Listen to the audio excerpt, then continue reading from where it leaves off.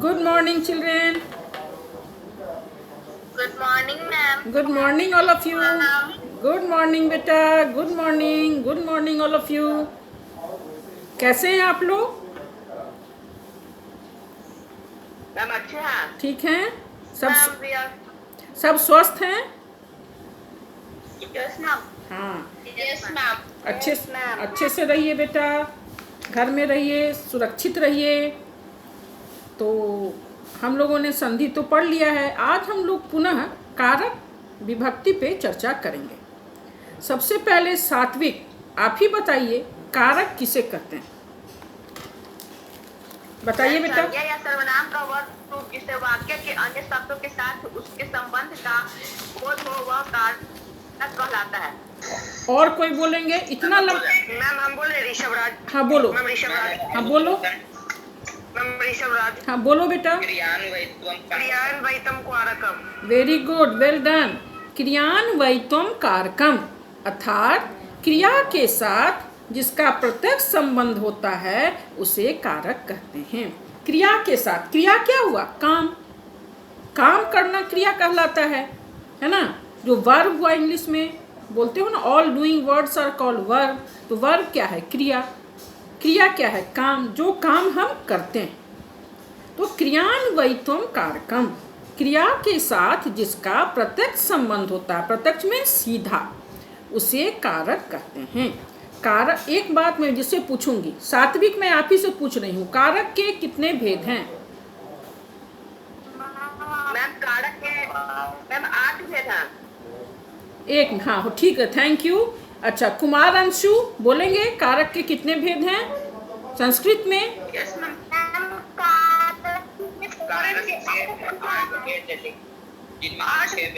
माना गया। हाँ, संस्कृत में कारक के 6 भेद ही माने गए हैं। संबंध और संबोधन को संस्कृत का में कारक के भेद नहीं माने गए हैं, लेकिन अनुवाद की सुविधा के लिए हम कारक के 8 भेद मानकर उन पे 8 विभक्तियां बैठाते हैं। संस्कृत में कारक के 6 ही भेद माने गए हैं। संबंध और संबोधन को कारक का भेद नहीं माना गया है, लेकिन अनुवाद की सुविधा के लिए हम कारक के 8 भेद मानकर उन पर 8 विभक्तियां बैठाते हैं। हाँ, कुमारी सृष्टि, कारक के हाँ 8 भेद के नाम बताइए और उसके चिन्ह बताइए।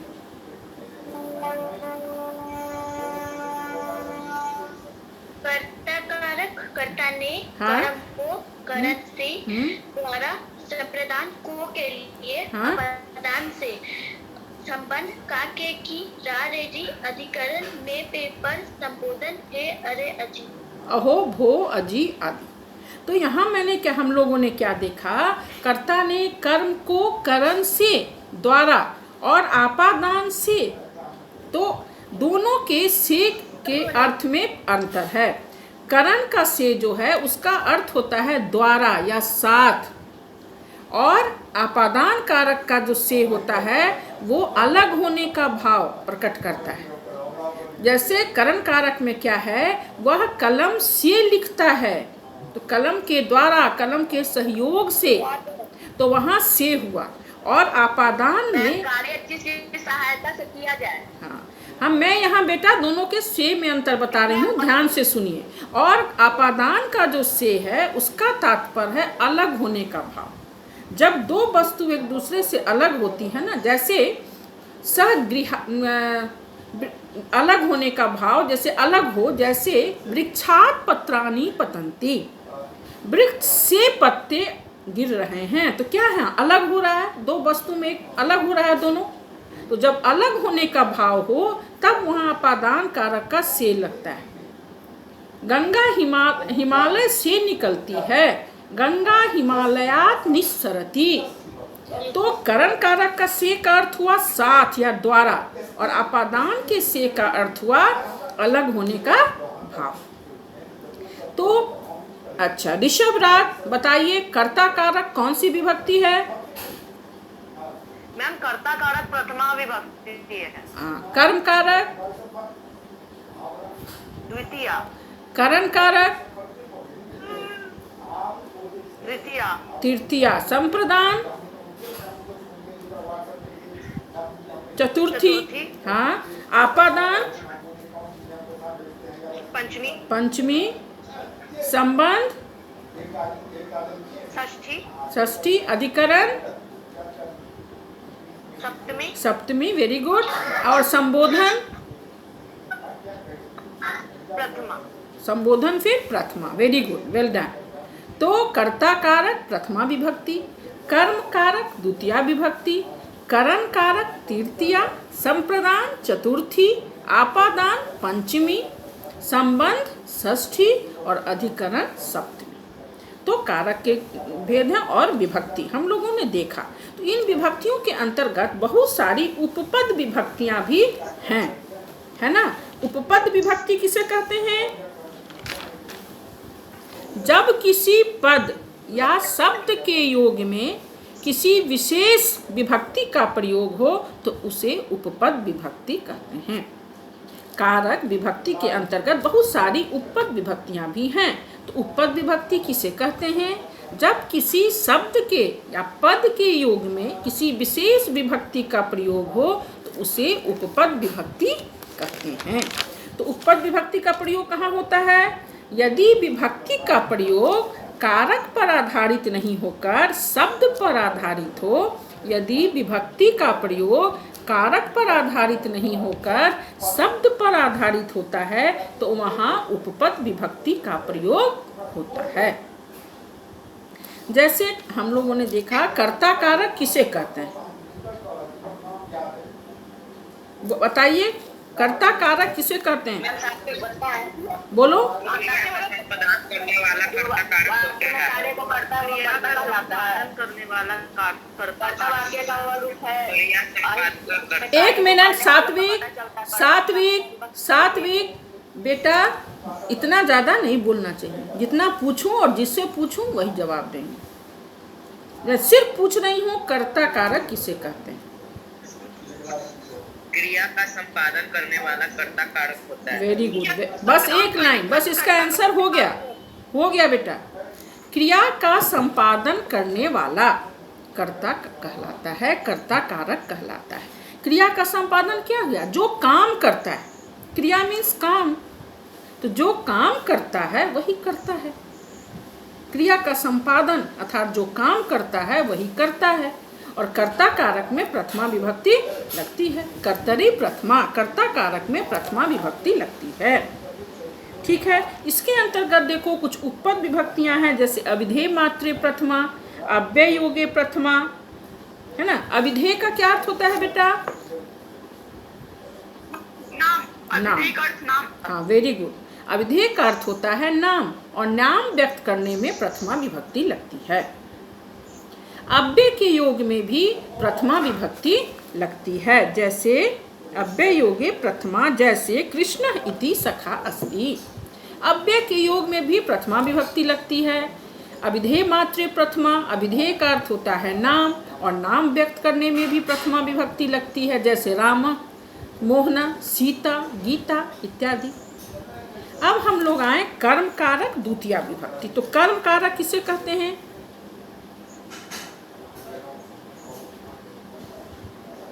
कर्ता की अत्यंत इच्छा, कर्ता की अत्यंत इच्छा। हाँ ठीक है बेटा। कर्ता की अत्यंत इच्छा, जिसको बोलिए वही ना सिर्फ बोलेगा। हाँ बेटा, कर्ता की अत्यंत इच्छा। मैंने यहाँ पे सब बोल रहा है। नहीं बोलेगा बेटा, आपकी आवाज जा रही है, आ रही है। कर्ता की अत्यंत इच्छा जिस काम को करने में हो उसे कर्म कारक कहते हैं। जैसे सीता फलम खादती, तो सीता की अत्यंत इच्छा क्या है? बोलो सात्विक। सीता की अत्यंत, खादती नहीं बेटा, फल खाने की इच्छा है। अत्यंत इच्छा क्या है? फल खाने की इच्छा है। सीता की अत्यंत इच्छा फल खाने की इच्छा है। सीता फलम खादती, तो यहाँ फल जो है वो कर्म हुआ और उसमें द्वितीया विभक्ति लगी है। सीता फलम खादती। रामः पुस्तकम पठति, तो राम की अत्यंत इच्छा क्या है? पुस्तक पढ़ने की।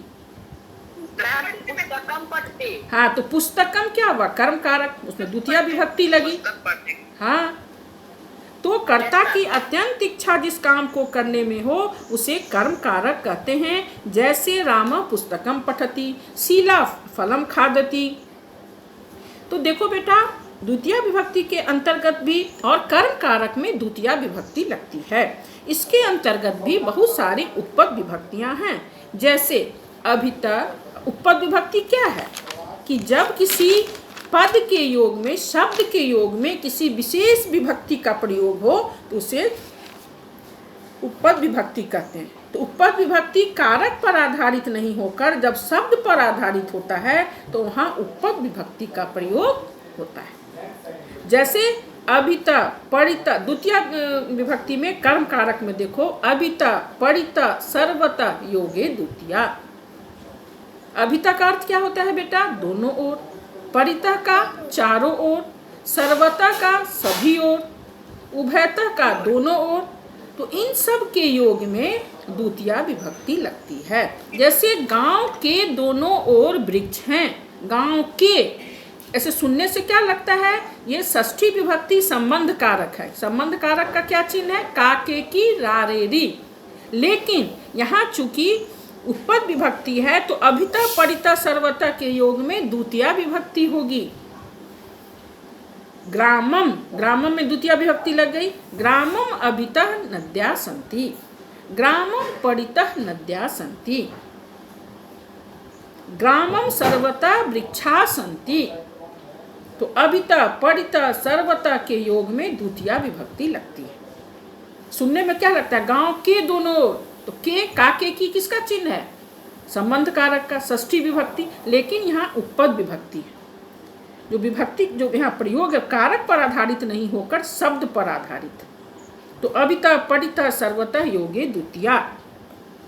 इसी तरह प्रति योगे द्वितीया। प्रति मीन्स ओर। शिशुम प्रति गच्छ, ग्रामम प्रति गच्छ, गांव की ओर जाओ। प्रति योगे द्वितीया, बिना योगे द्वितीया, है ना? विद्या बिना ज्ञानम न भवति। धिक, धिक योगे भी, धिक मीन्स धिक्कार, और धिक योगे भी द्वितीय होता है। धिक और भक्तम, धिक चौरम, धिक के योग में द्वितीय विभक्ति होती है। अभिता परिता सर्वता के योग में द्वितीय विभक्ति होती है। प्रति, अनु, धिक, अंतरा, निक्सा, इन सब के योग में भी द्वितीय विभक्ति होती है।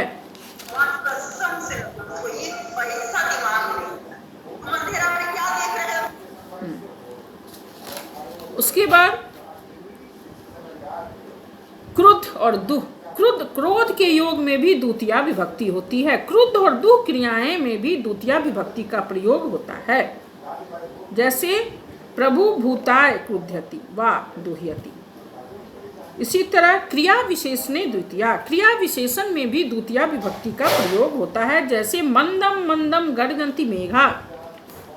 ठीक है बेटा, अब आए हम लोग तृतीय विभक्ति में। करण कारक। करण कारक किसे कहते हैं? कुमारी सृष्टि, आप जवाब दीजिएगा।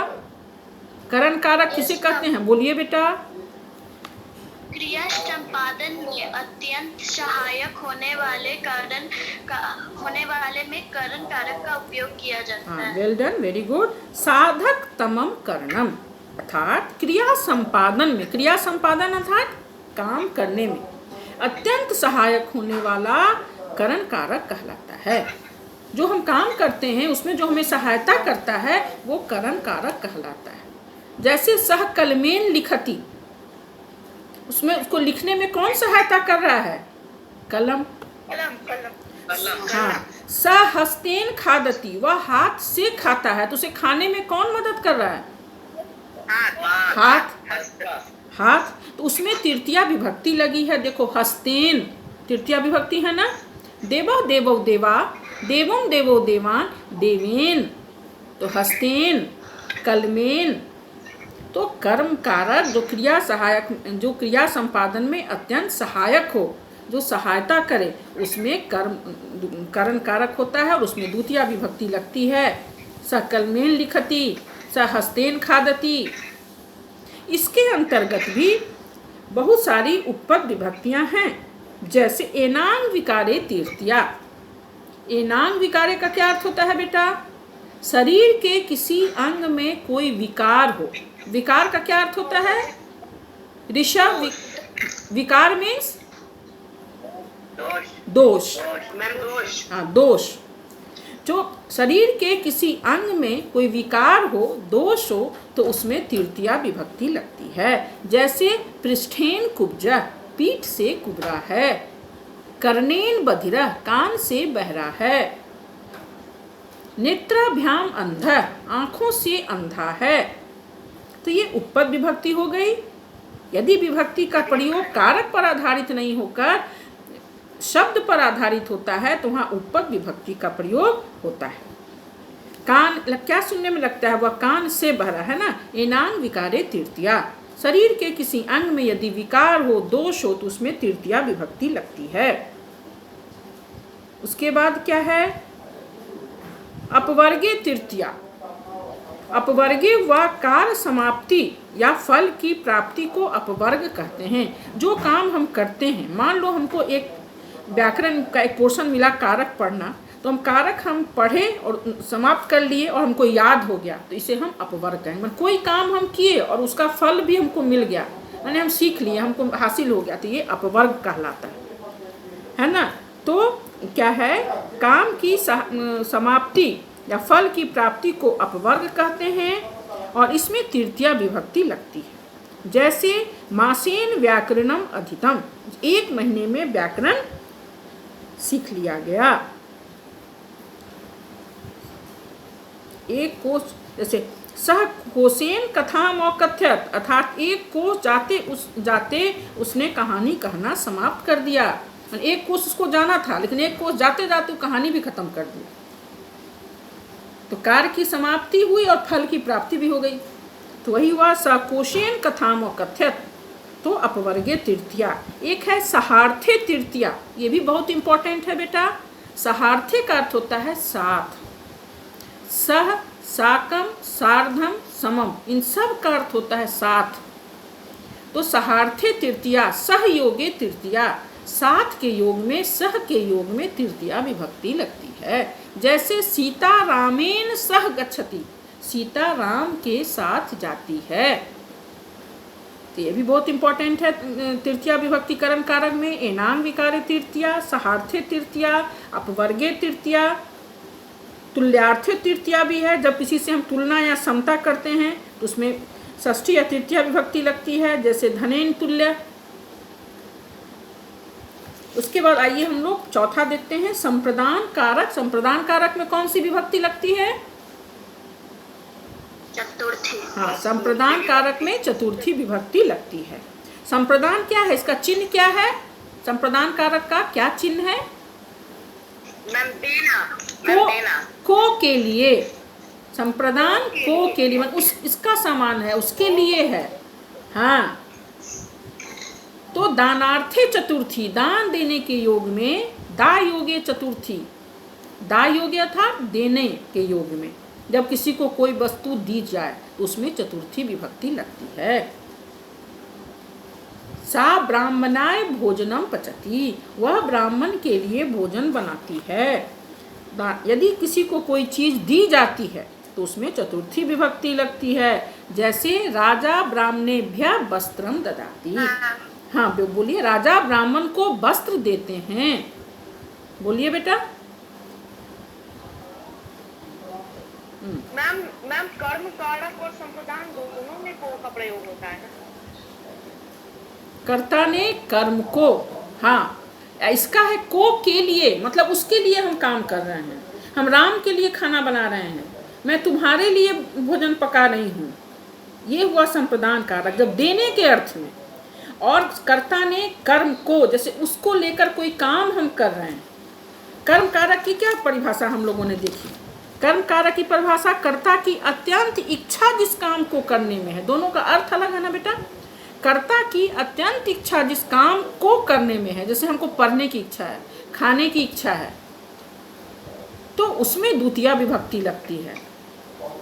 जैसे वह फल को खाता है, वह पुस्तक को पढ़ता है, इस सेंस में है। और यहाँ पे है उसके लिए, उसको के लिए।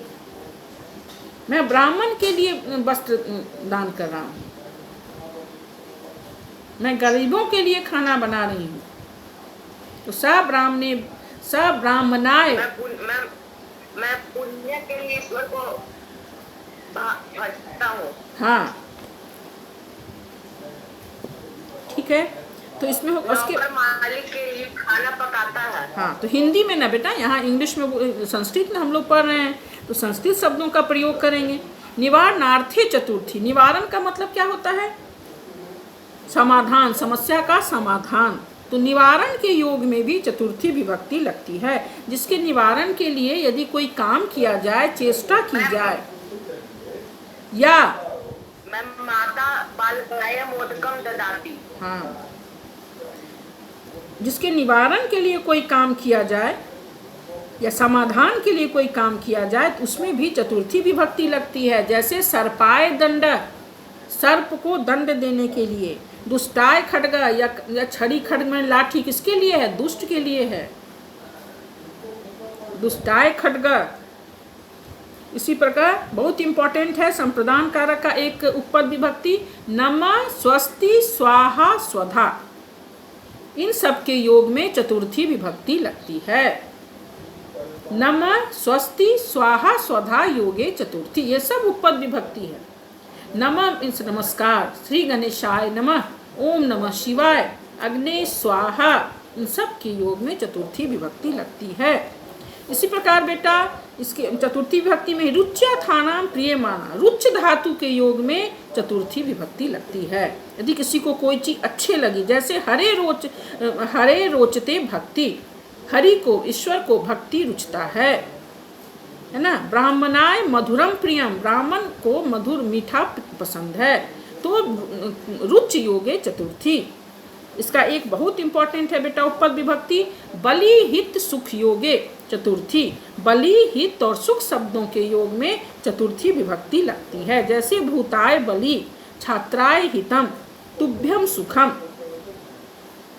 ठीक है बेटा, तो आज हम लोगों ने कारक, कर्ता कारक प्रथमा विभक्ति, कर्म कारक द्वितीया, करण कारक तृतीया और संप्रदान कारक चतुर्थी विभक्ति के अंतर की बातों को पढ़ा और इसके अंतर्गत आने वाले उपपद विभक्तियों को भी देखा। तो आप लोग पेज नंबर 112 संस्कृत स्ट्रक्चर की बुक निकालिएगा, पेज 112 से 122 में ये सारा दिया हुआ है। हम लोग अब पंचमी, षष्ठी और सप्तमी विभक्ति और इसकी उपपद विभक्ति, उसके अंतर्गत आने वाली उपपद विभक्ति नेक्स्ट क्लास में, कल हम लोग का क्लास है ना?